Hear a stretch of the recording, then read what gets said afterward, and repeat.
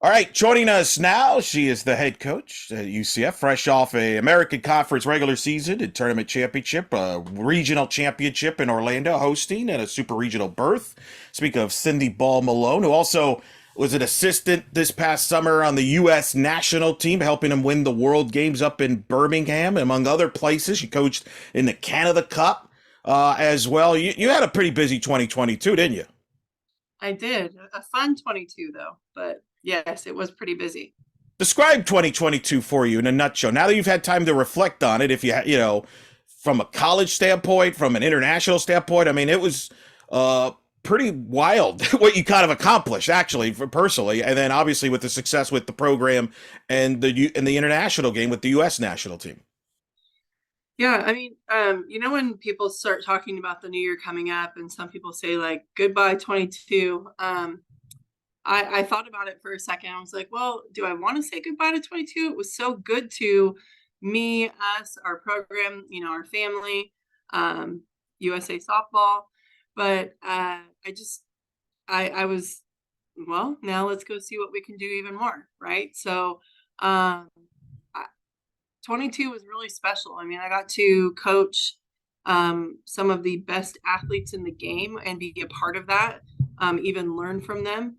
And then watching what our women did here at UCF, just bring our program to the next level. And watching just it all come together with our alumni there too. We just talked about it last week as a group of how special it was when those alumni got to run out to the field, and it was really for everyone.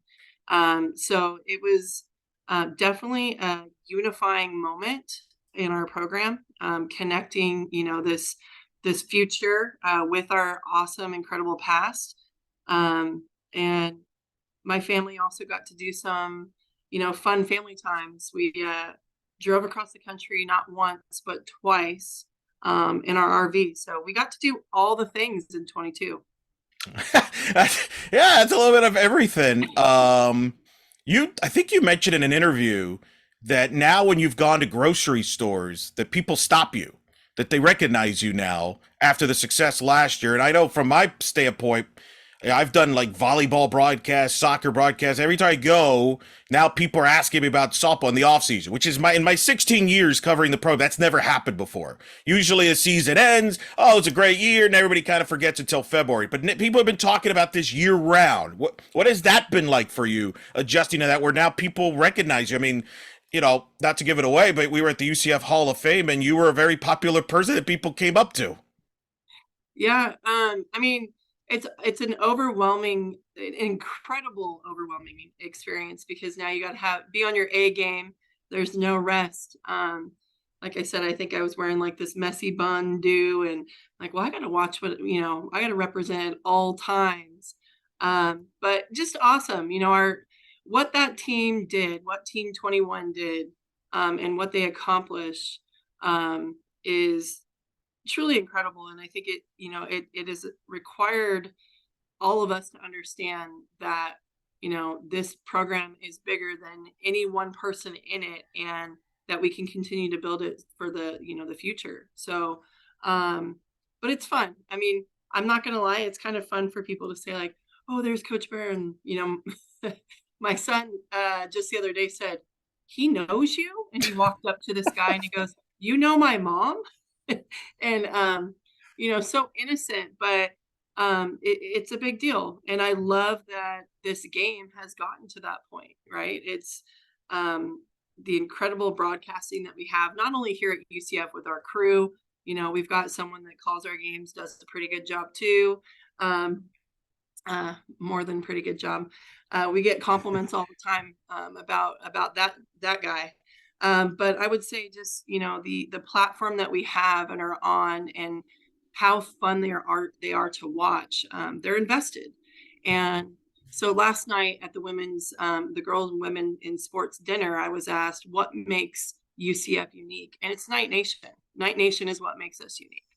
And so the fact that we can be a huge part of that and be a big time role player in the success at UCF with our athletics is, it's remarkable. I mean, it takes my breath away to know that, you get to be a little bit a part of it. So No doubt. You're gonna have to introduce me to that broadcaster you were talking about there. Sounds like a I good will. fellow. Well, obviously, one of the questions I get a lot, I'm sure you've gotten a lot, as we get into this season's team, is the pitching, and we'll begin with losing to two great pitchers. First of all, how strange is it not to have Gianna Mancha anywhere around you here for the first time? Because you two have had a lot of history going back to Boise State, going back even before that. I mean, obviously, you two have a great bond. She just signed recently a new deal. She'll be back for a second season in the WPF, which is exciting news. And then Kama Woodall, who, even though was only here for a year, you two formed a great bond as well. You don't replace those type of people, but first of all, the legacy those two left. Let's start with that. Well, I mean, you said it. They left a legacy. They've both come and visited us over the fall and got to, well, with the ring ceremony that we had, Gianna got to be here, and Kama's in law school right now, and so she had to come a week later because she had some exams. But she got to sit and watch practice and hang out with the pitchers afterwards, and she was only supposed to be here for 30 minutes, and she ended up I think staying the entire day with them of their practice day.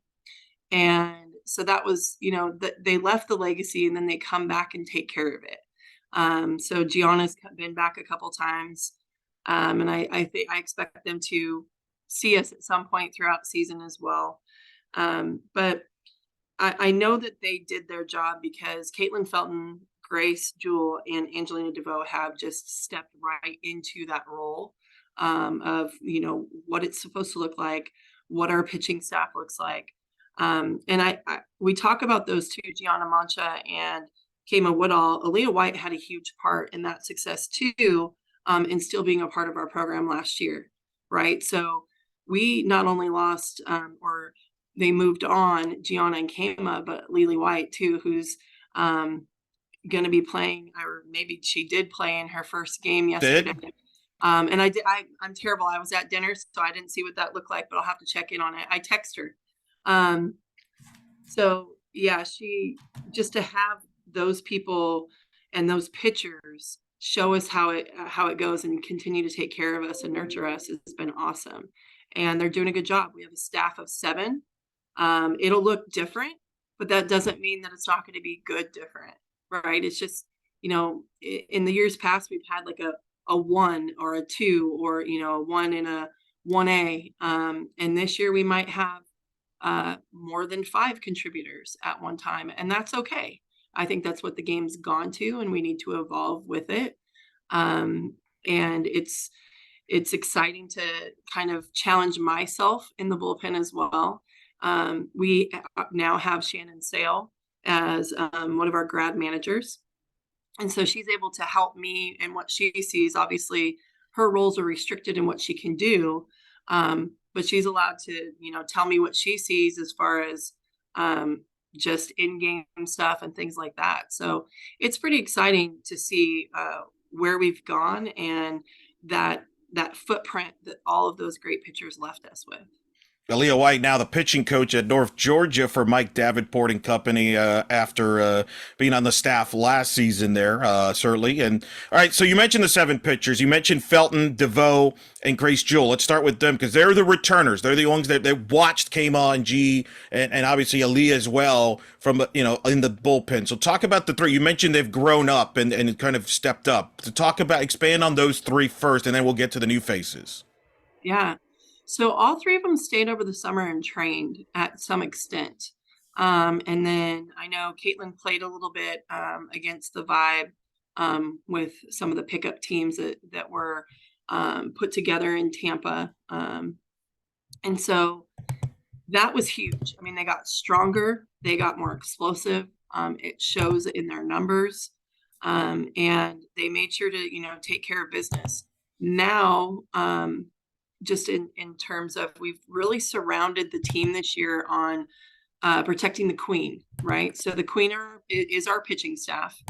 And we actually have like this visual of the chess piece, the queen, with all the knights around it. And they have like their jersey numbers on them. And so knights protect the land that the queen lies on. And so that's kind of the idea behind it.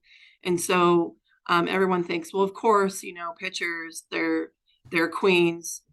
Yeah, that's what we always think about them. But being a queen is tough, right? It's difficult. And so we've talked about that. And Angie, Grace, and Caitlin have all done an incredible job in telling them what it looks like, showing them what it looks like, right? So talking the talk and then walking the talk.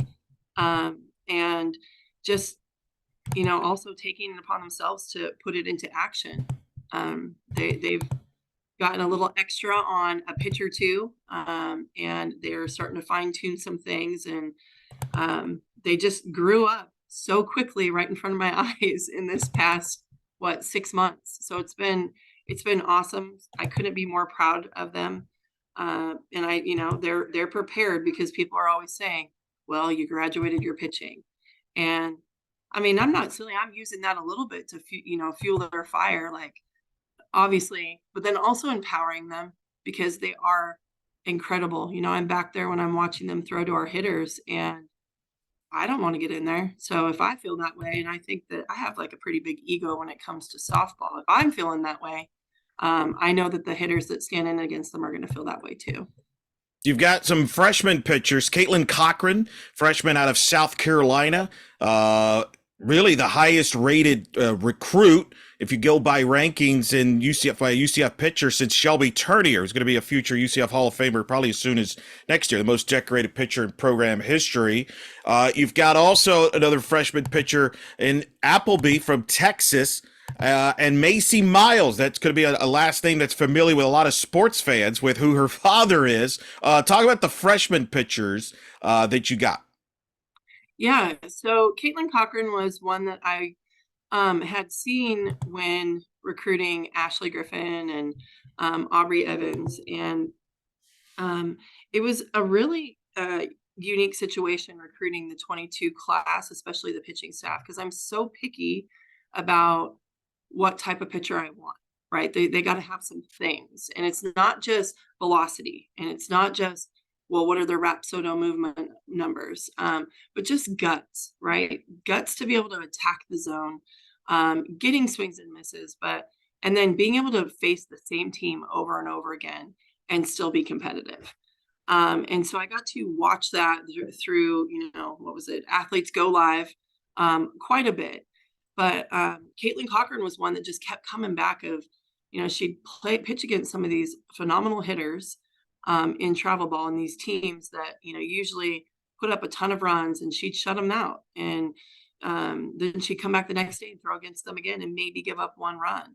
And it was just somebody I was like, gosh, I'm not going to get a chance to be able to see her live, because we had to commit those recruits if we didn't see them before before the summer.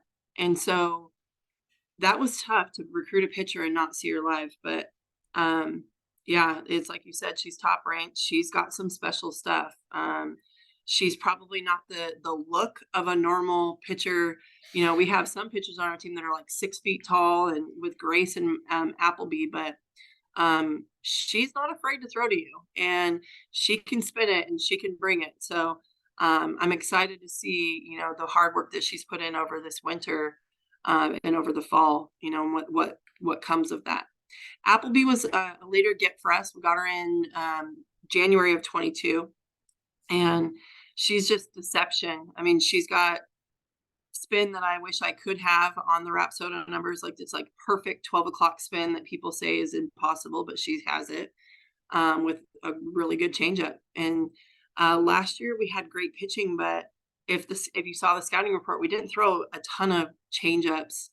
We called them off speeds, but I think sometimes Kama would throw her off speed at 67. So I would just say you should see her fastball. So, that was the big thing for us, was knowing that we were going to have to get some changeup, deception, mix of speeds in there. And so that's where Appleby has really come along and helped us, and also help our hitters. I thought that we could continue as hitters to do better at hitting the off speed. So it's really helped us on both sides. Our changeups are getting better. Our hitters are getting better at hitting the changeup. Macy she's kind of like your gosh, I can't, the Swiss Army knife. She can play anywhere in the infield if you put her there. I'm not saying like, oh, she's going to be the star shortstop for us, but she knows what to do. She's a gamer. She has got a piss and vinegar mentality when she is out there. And I asked her, like, where did you get that from? And she said, I think my dad, for sure. And because you want that, like, you don't want a nice person in the circle. And when she gets out there, she looks mean, she looks tough. So, but she is somebody that is able to throw a lot of strikes. She spins the ball as well, has great deception, and has kind of been jumping around and defensively for us. And I believe will be a good pinch hitting option for us as well. And then, oh, well, I talked about the Well, Miles, yeah, for those that may not know, her father's Les Miles, the national champion head coach at LSU, coached at Oklahoma State, also. So he might give you some advice when we go to Stillwater, where to go. But then the other pitcher you mentioned, Sarah Willis, transfer out of Washington, was a top 10 player recruit coming out of high school in California. Two-way player, speaking of which, explosive on both sides. Speak to her and what you led you to bring her in.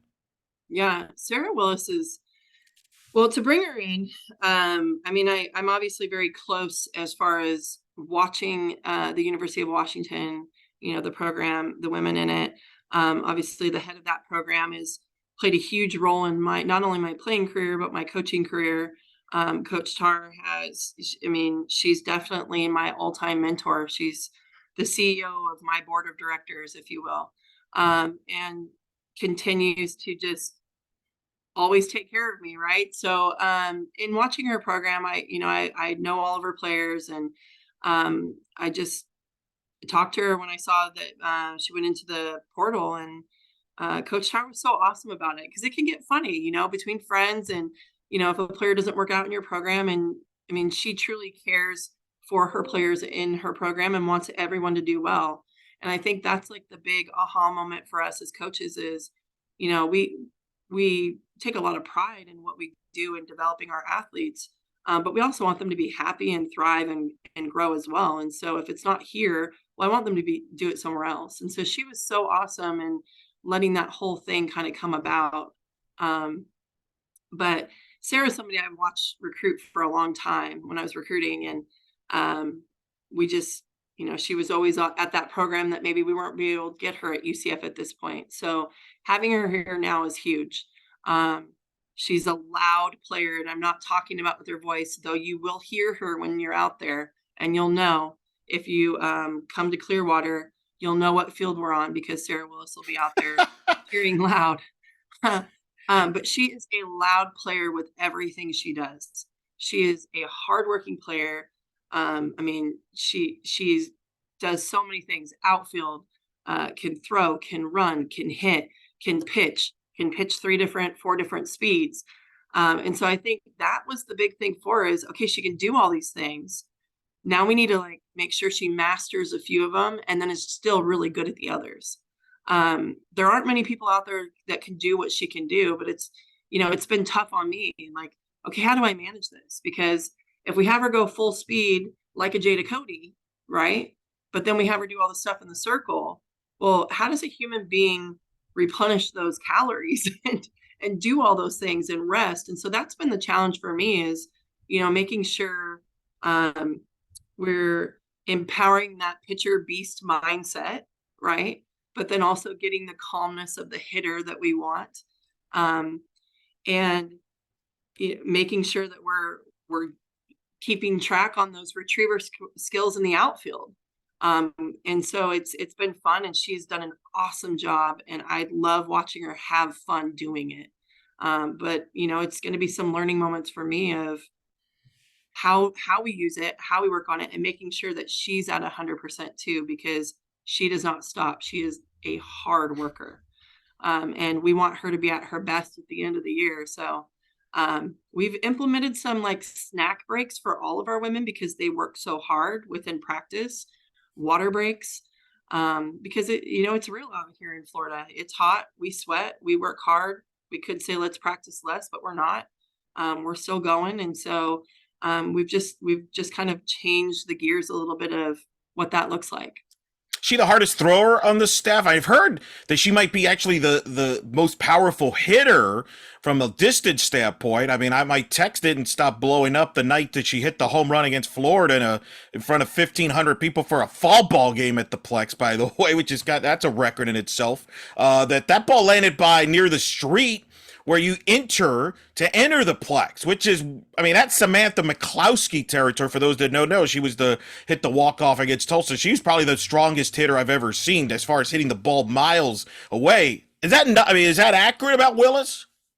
She has crazy power. I guess as the kids say it now is like stupid power. That's a good thing. It may not sound good, but it is a good thing. But yeah, she has crazy power. And she did hit a ball that like you knew it was out right away. And it kind of made me like gulp for a second. I'm like, wow, I've never seen a ball hit that high and that far here at the Plex. But yeah, she is our hardest thrower. We've gotten her up into 71. Now you might be nuts, but I'm like, well, yeah, 71's good, but so is 67. So whatever's going to get us to be able to spot it and move it, we'll do. But she can bring it, and that's without adrenaline. Like she's thrown in the 69 to 70 in a bullpen. So yeah, and I think that her, Jada Cody, Shannon Doherty, they all are going to go tit for tat as far as who's the strongest and who's the most powerful. It's going to be a fun year.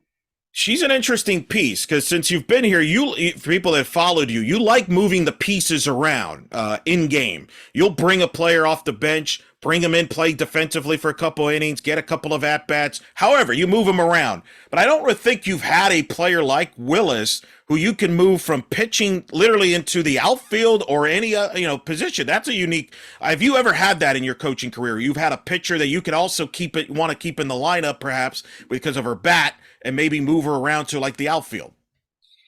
I I did in my like junior college coaching days, because some of our pitchers were our best athletes on the team there, or they had to pitch because we didn't have a pitcher on the team, or something like that. But at this level and just the caliber, no.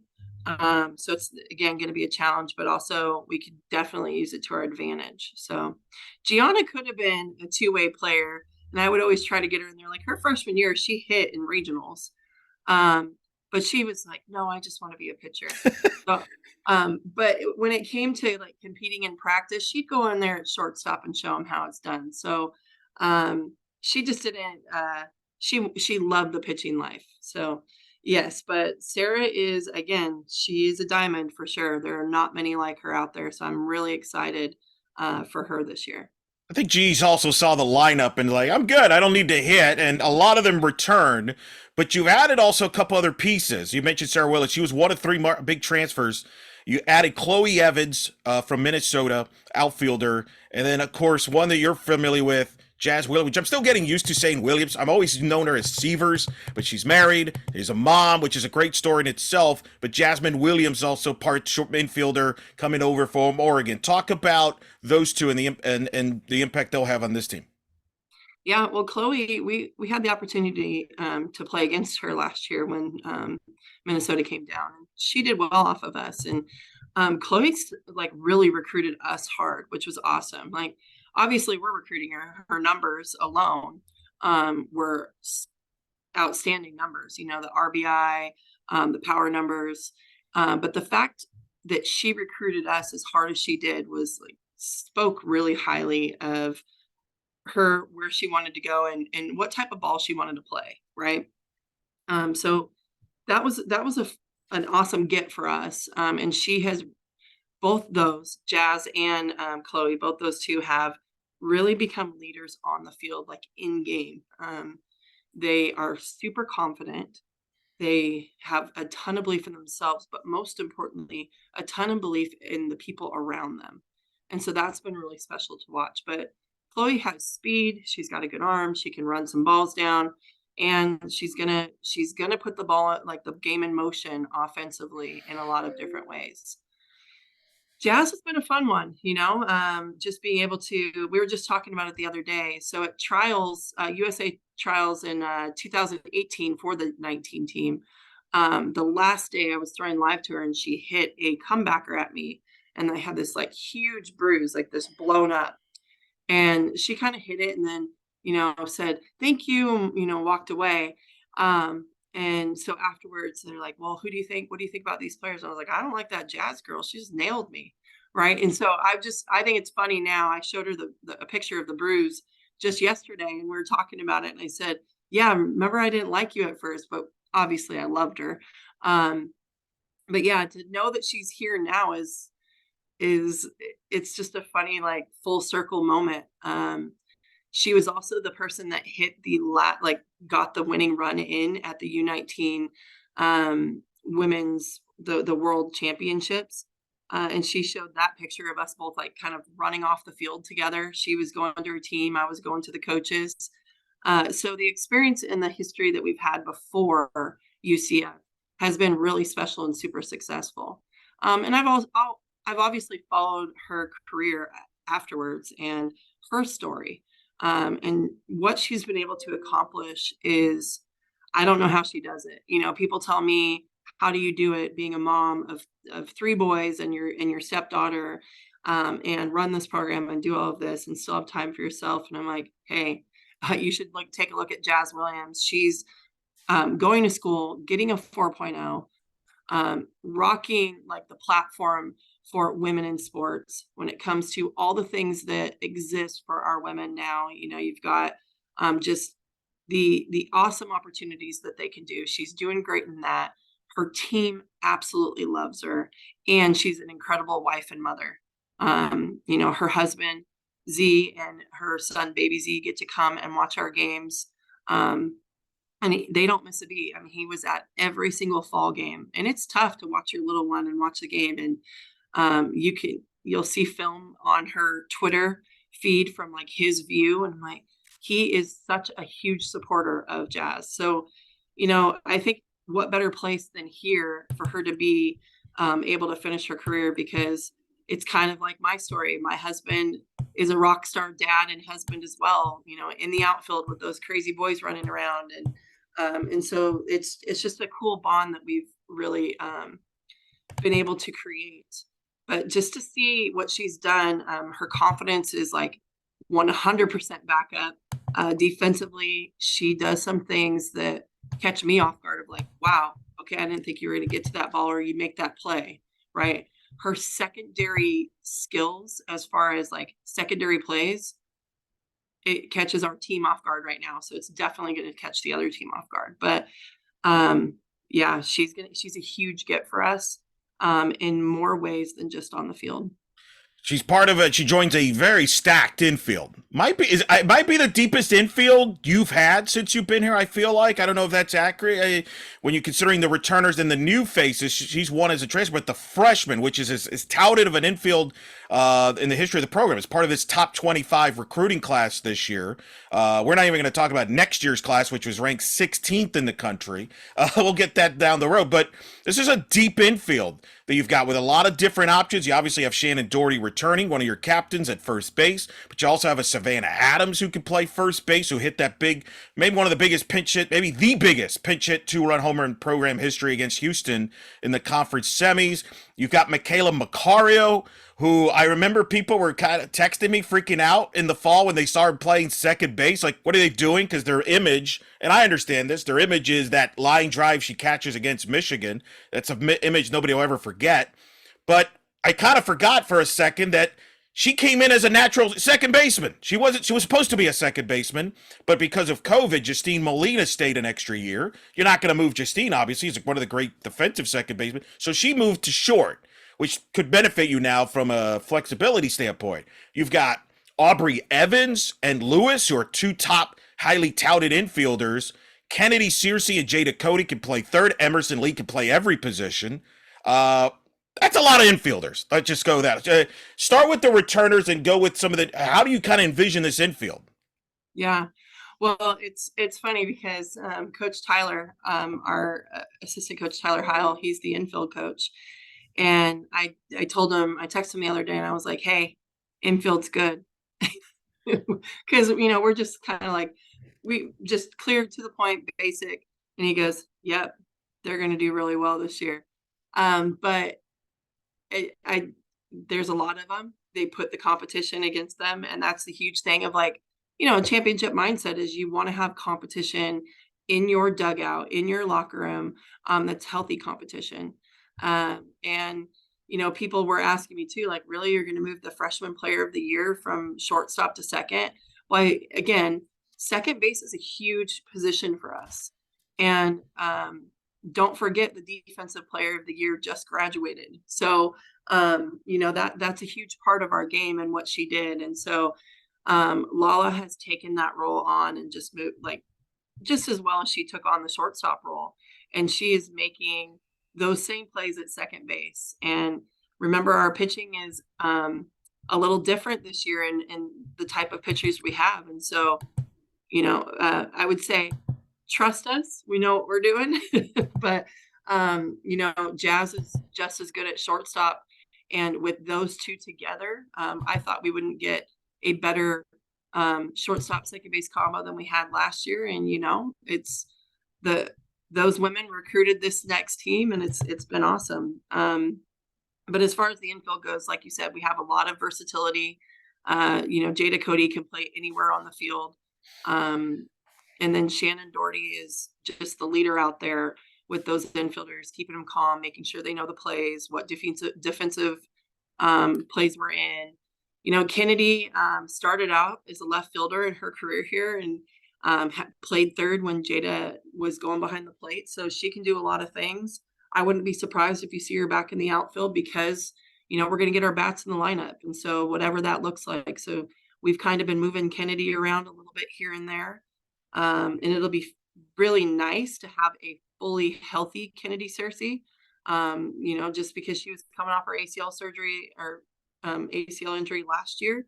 So it's really exciting to be able to see that, she's going to be a full go with a year and a half under her belt, or almost 2 years of recovery from that. So as far as the other freshmen, they just continue to compete and push those upperclassmen. So it's been fun to watch it. It is the most talented infield that I have been able to coach, not only here at UCF, but I think overall. And that's a huge thing because when I was, before here, I had a very, very good infield with that the team but prior to here that I coached at. So we're excited. And we talk about this a lot. A lot of people think, oh, go recruit hitters. We have an awesome hitting lineup, but they all play great defense. So it's a fun combo that we have this year.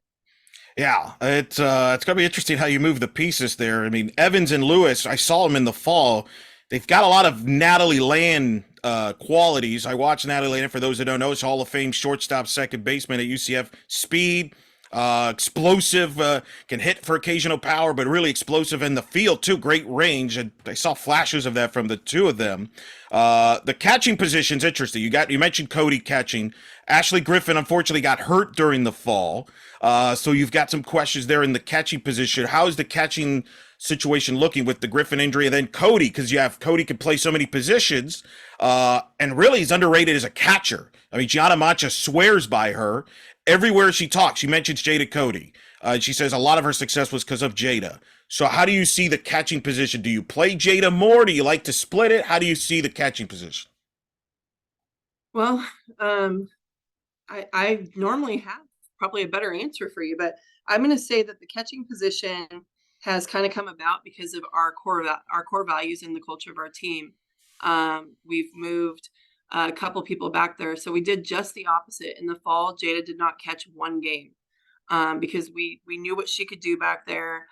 We've seen her do it. So we're okay. This is time to really develop some other people and get them time. And so Emerson Lee went back behind the plate and has done an awesome job working with, not only are you going back there and having to do all those skills, but now you have 7 pitchers that you need to learn and know, which is tougher than last year's role as a catcher because we had 5 and you knew 1 or 2, 2 of them were throwing on any given day. So, you've got Carson Fryer who got to catch a little bit in the earlier games preseason last year. Emerson Lee, Aubrey Evans, we've moved back there as well to kind of do some things. She caught in baseball in her earlier years, so she's moved back there, and then we kind of mixed Jada in there a little bit. But the big thing too with Jada is the way she plays. We also have to be very careful and mindful of make because she steals bases and she hits and runs and does all these defensive things. So we have to be mindful of how much wear and tear we're putting on her body as well. And so we have options. Don't count Ashley Griffin out. I'll say, I'm not the doctor. We'll leave that up to them. But she is doing awesome in her recovery and is ahead of the game, which I don't doubt. I didn't doubt her for a second because she is that type of person. So I think we're going to be able to do, like a pitch by committee, catch by committee. We have really centered our practices around those two things. So it's, not an issue. And we're able to still compete at a very high level. Will we have some ups and downs? And, yes, but I reminded our whole team, remember all those plays at the plate that we had to have in Clearwater and the pass balls and, runners stealing. And then we figured it out after the second week. So it's not anything different from any other year or any other situation. It's just our situation right now. So it feels like a really big deal, but they've taken on the role and done a really good job with it. Carson Fryer, her dad was part of the national championship football team with Florida State in '99. Her uncle was on the national championship team with Florida State, I believe, in '93. We got 3 national championship football people in the family. I dare any other softball program to match that. Probably not, right? That's what I'm saying. Yeah. We're recruiting the whole dinner table, right? You need to pass that along to Gus. If Gus needs, just what he needs, more people are throwing him opinions. We got more in the softball family there.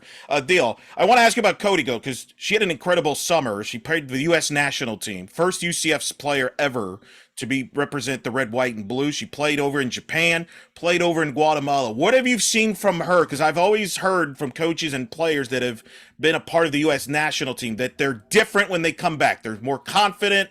There's something about being around maybe I don't know, you could explain it because you've been on the staff. There's something about being around those players and the scenery that just makes a player different level. Have you seen that from Cody?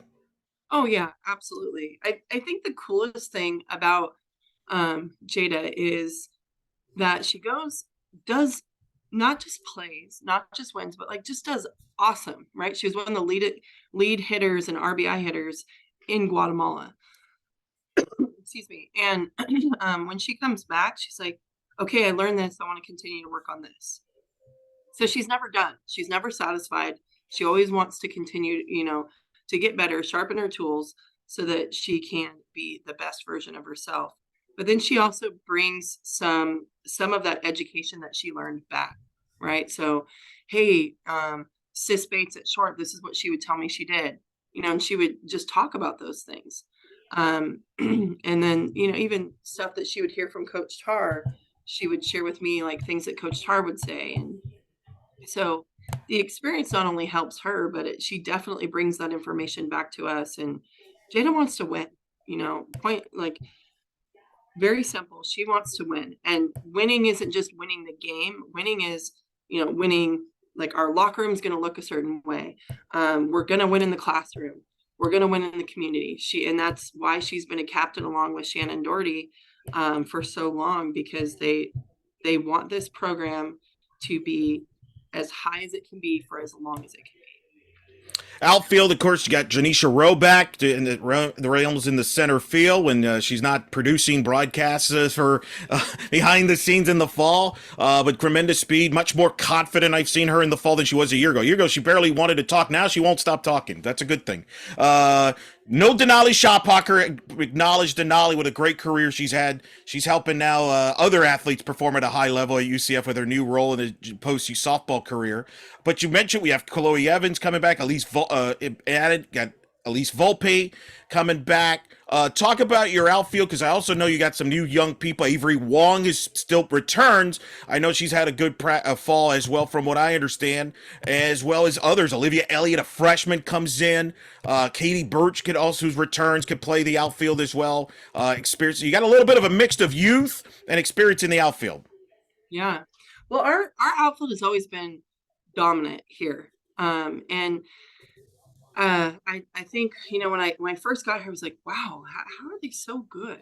When I realized, like, well, they probably have had a lot of rise ball pitchers, and uh, I assumed because that they've been good for a long time, as I remember.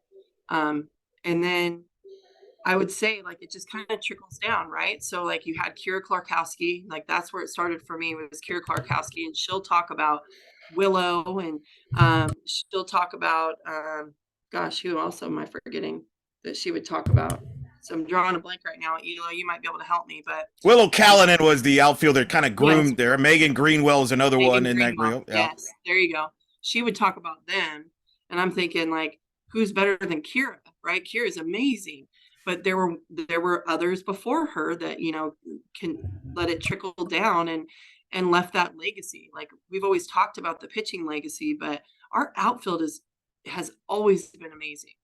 And then you got Denali, so Denali, and she kind of trickled down into Nini, and so we've got all of them have gotten so much better. Katie, you mentioned Katie Burge. Katie Burge, you're going to see her in the outfield. You might see her in the infield a little bit, giving people, days off if they need it. You've got Sarah Willis that can go out there, Chloe Evans. Olivia Elliott has been just grown a tremendous amount, and she is highly talented, has a ton of speed, and doesn't know how strong she is just yet. But it's awesome to see that all come full circle. Elise Volpe is our lone, I guess you could say, eligibility senior on the team.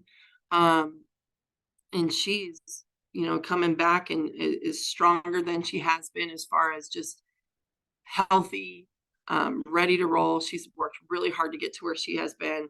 I think one of the toughest outs in our game, and can do a lot of things out there as well. But like I said, you might see Kennedy out there. Avery Wong had a phenomenal fall. She has continued to do really well at the plate. And her arm, I'm excited to use that late in the game. I mean, her arm has come along so much in just the short time that she's been here for a year. And then we might move Sab Adams back out there. She played there a little bit in Clearwater. So, if you're hitting and different hitters are on, matchups are going, you might see a couple of different people out there at different times. Is having playing multiple positions, that's something that you almost want your players to have? I mean, I haven't mentioned Shelly. She's a utility player, can do different things there. I recently spoke to Patty Gasso of Oklahoma head coach. She talks about one of the things when she brings in a player, she automatically wants them to learn a second position just to have flexibility. I feel like you're in the same wavelength there, because when you got here, you talked about having an All-American bench, having versatility, moving people around to just give you different looks, different options. Is that something in the back of your mind when you look at a player, bringing them in? Is, hey, I want this player to not just play this position. I want them to be flexible and be able to move them around. Yeah, well, I think that it kind of benefits in two different ways. Not only do you have that diverse lineup that you can do the matchup game, play the matchup game, but before that, learning another position also teaches you the game within the game. And I think that's what even helps you develop more as a player, is understanding, okay, the why behind certain things from different positions, and then seeing it from different positions. I think it helps you at the plate. I think it helps you in high level moments. I think it helps you with, like, again, those secondary plays, right? Like Jazz had to kind of fight to play, outfield, second base, shortstop in her career over at Oregon. And so it's made her a better shortstop because she knows those things. So even at practice, I can't take credit for this drill. I learned it from Coach Tar and her staff at Washington, but scrambled eggs, like we'll just say, okay, scramble, and they'll move to another position, and we will do our situations with people completely out of positions, because they need to know the why behind it. It makes them better when relays and destinations come into play. But then also when you are in a pickle and not a rundown, I'm saying like when you get into one of those situations where, okay, we're in this position and we have to make a change. Could be a an injury, could be just a different situation. I messed up on the lineup, let's say, right? And you have, because I'll never do that, but wink, wink. But if that happens, you have somebody and you have that plan, that backup plan, and it's still going to be a competitive lineup out there. So I think it helps in, I said two ways, but I think it helps in many ways of doing it and develops the full softball player. The IQ is going to raise because of it. And when you get to come back and focus in on just, the skill that you master or that position you master, you're that much better. It's a deep roster. You got a new couple named new faces on the coaching staff. Jen Salling is your new offensive hitting coach. Olympian, national champion in her own right. That's a lot of national championship people. Shannon Sale in the bullpen on Oklahoma, national champion, as you mentioned earlier, at Oklahoma. Talk about what they bring to your staff. Yeah, well, Shannon's done a great job of just, helping us get better, a little bit better here or there. I mean, it could be, gosh, how we run our official visits. It could be like a cool competitive drill, prepping, a prep that I could do with our pitchers in the bullpen, being able to maintain all 7 of them. So she's done a great job with that. And just, she's going to be able to share her stories too of what it's like when you're in Oklahoma City. Where do you eat, right? Like we talk about those things. Adam DeRusha has 2 national championships as an equipment manager for Florida too, right? And so he would say like, yeah, we got to eat at this restaurant because it's got the winning vibes, and he's like dead on sometimes. So, but Jen Salling too, coming into our program, has added just the development side and the attention to detail. I know people want me to probably say like, at the high level, in the pressure situations, like in the game. Well, that's all done in her one-on-ones or her small group sessions that she has. The attention to detail and the amount of stress that she puts on them in their hitting sessions, the game is easier. I'll just tell you that right now. And so that's been the huge thing for us. Like in the beginning, I was like, Jen, they're not hitting. Jen, we're not hitting. And now I'm like, Jen, how do I get them out? Jen, how do I get them out? So it's been awesome to watch it kind of unfold in a matter of what, 4.5 months. She's done a great job. And I think the other thing too is just watching her blossom as a coach, because she's been a professional player for a really long time. And sometimes those players don't turn out to be the greatest college coaches because it's not just coaching softball. It's the other parts. It's the academic part that you have to know about, and them as human beings. And I mean, there's so much more that goes into it than just the skill set on the field.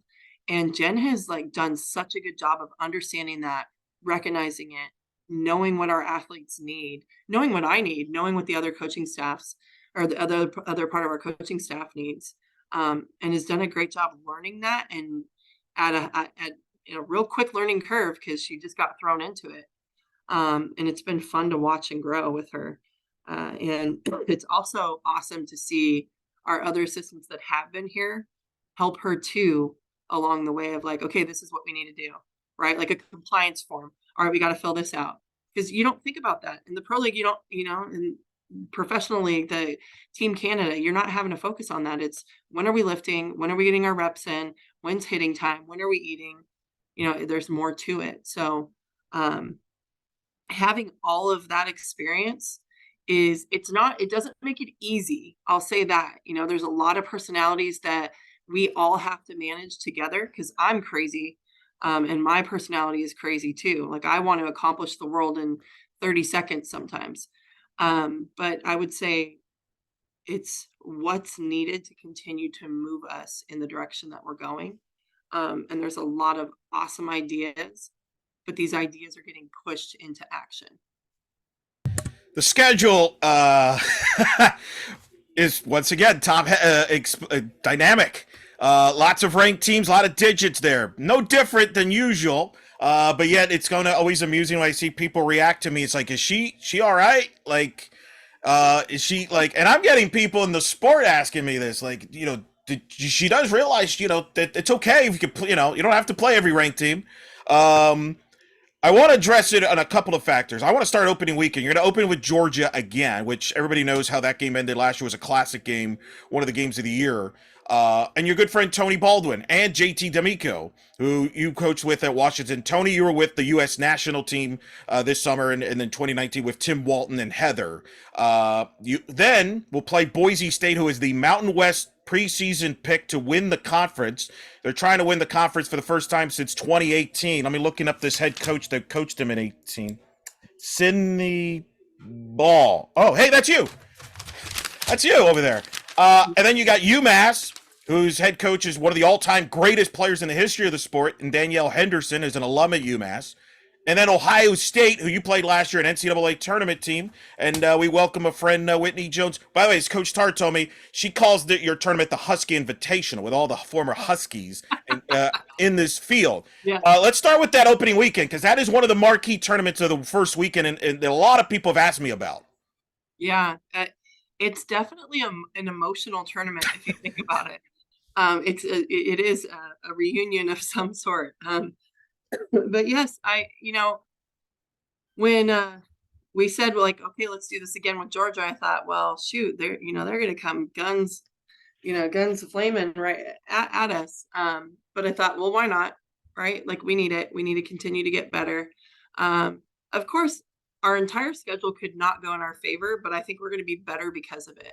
And I listened to our team again. Our team said they want to be in a position to be able to host a super regional. And like I thought, okay, hosting a regional would be tough.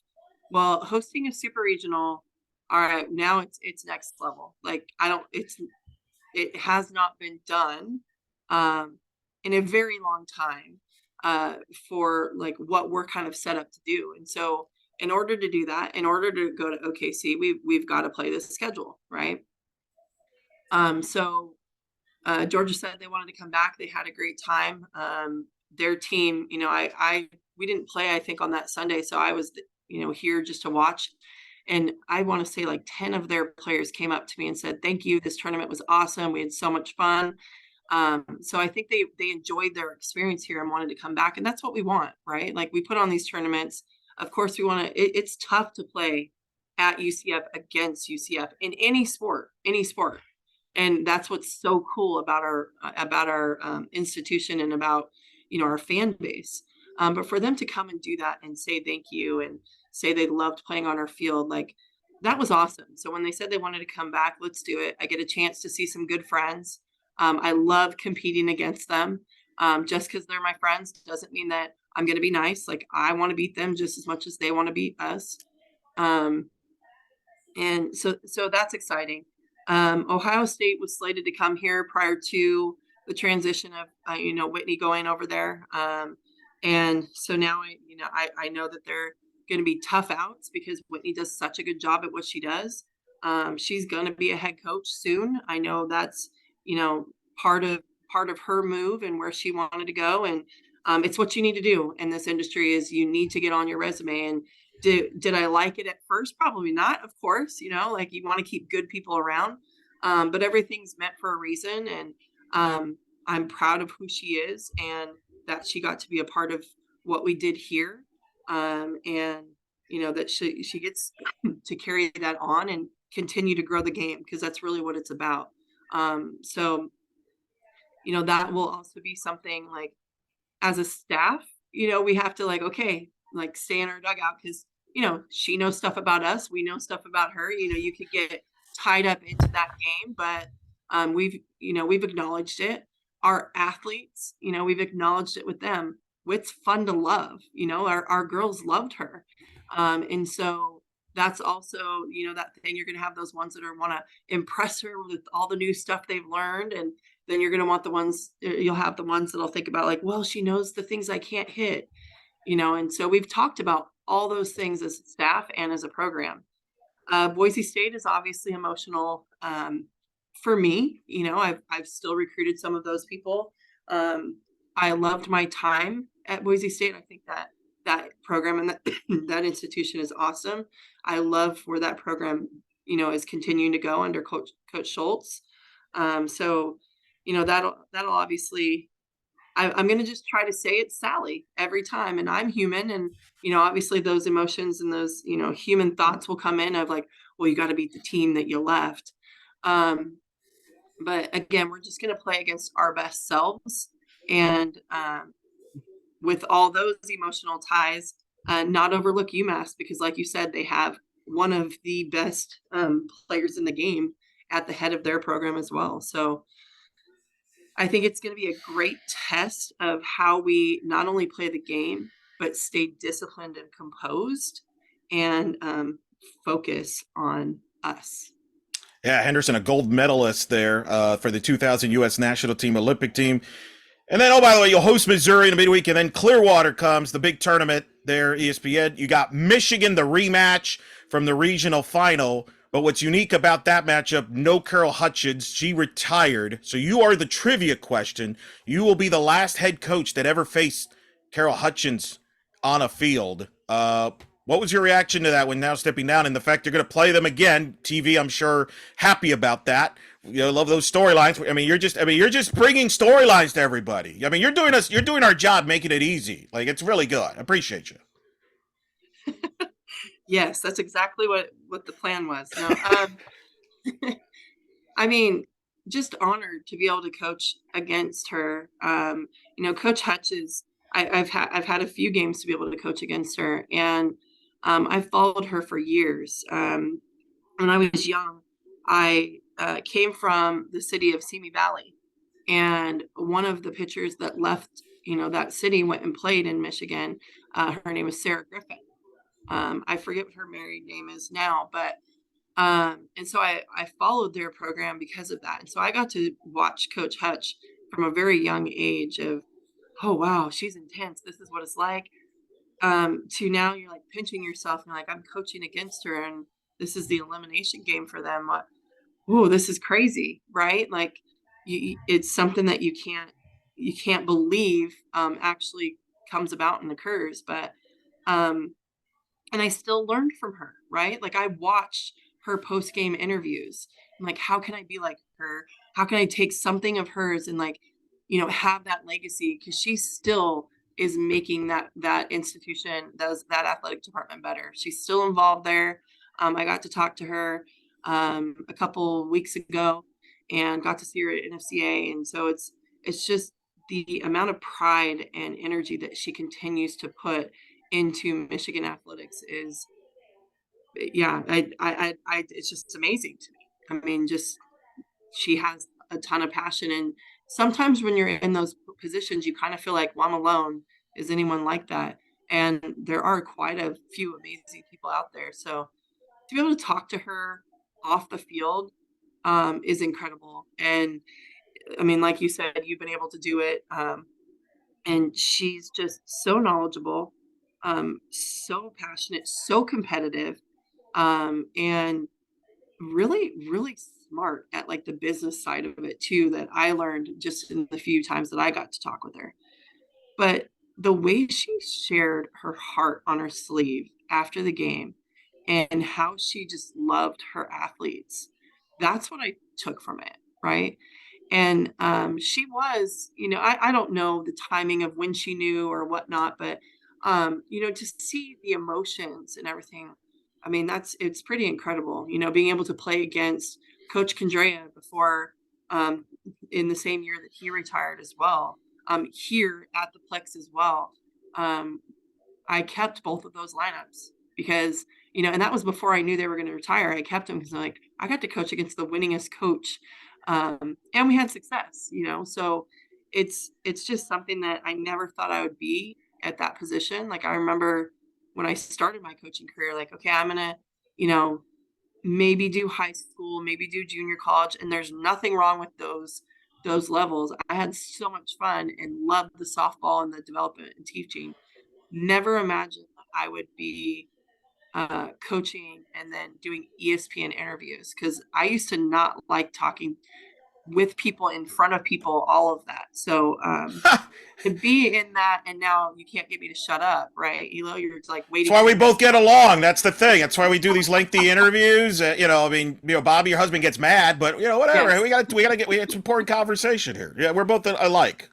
yes. So I mean, it's just, I'm very thankful to be able to be around such great, not only coaches, but teachers, learners, and human beings, and be impacted by them. And, they may not even know how much they've impacted me, because I just studied them so much and want to take a bit of them and put it into, what makes the best version of me.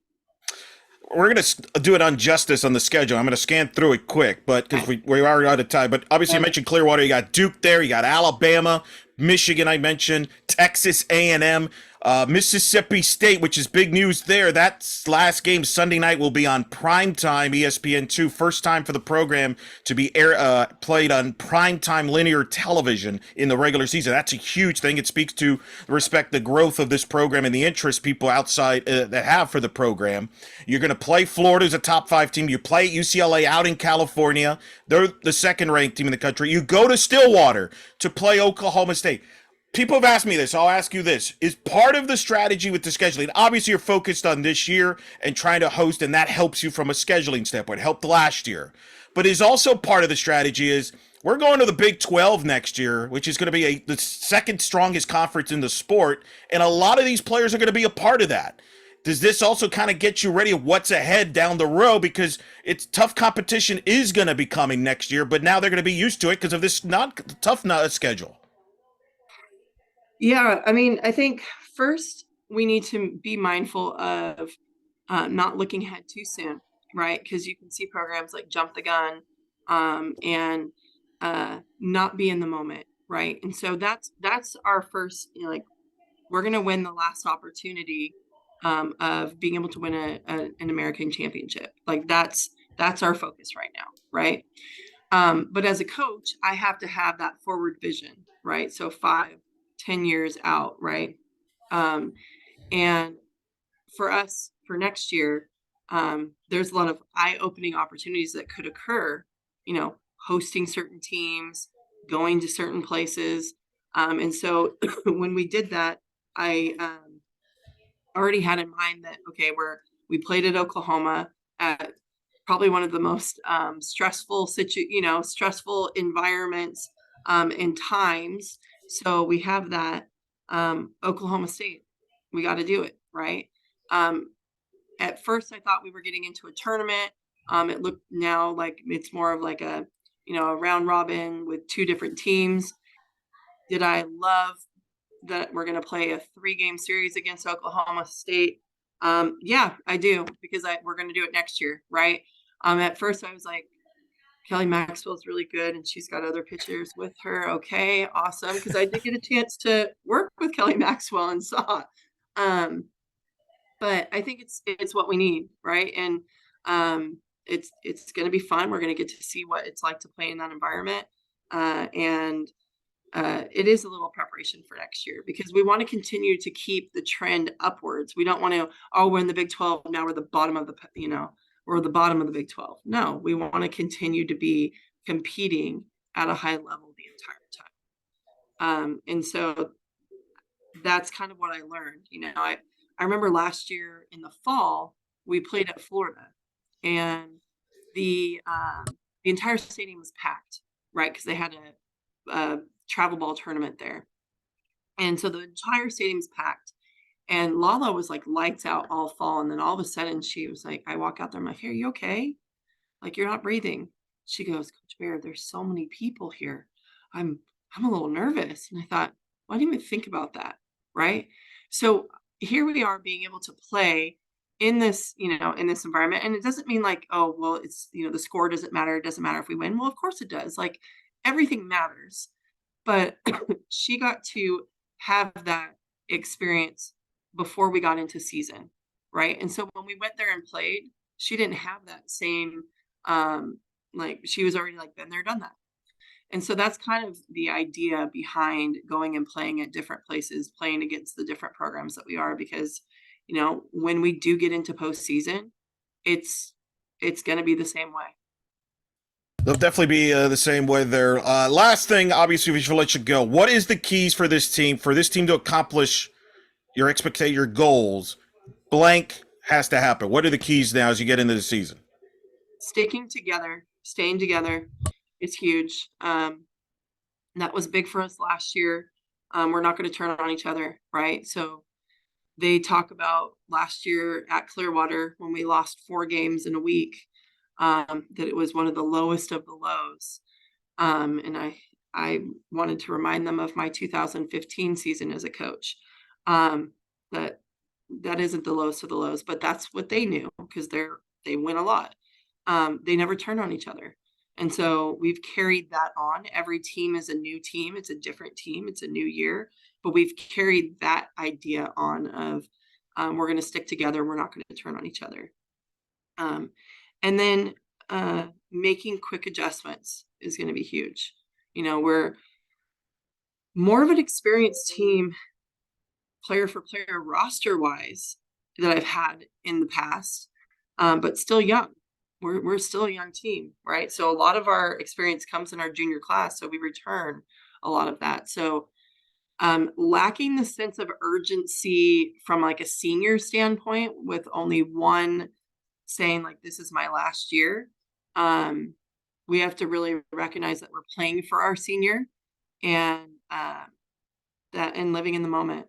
So yeah, those are my things. Should be fun, exciting ride, and tremendous schedule. Check out UCFKnights.com. The American Conference course, Wichita State, South Florida comes to Orlando as well, so that'll be a challenge. Conference championship in Tampa. Coach, it's busy time, so I appreciate you always talking to us there. It's always our lengthy traditional chats, but it's always fun, enjoyed. We'll have plenty of more chats now as the season gets going, but always appreciate you coming on the show. No, thank you, Elo, and we always appreciate you.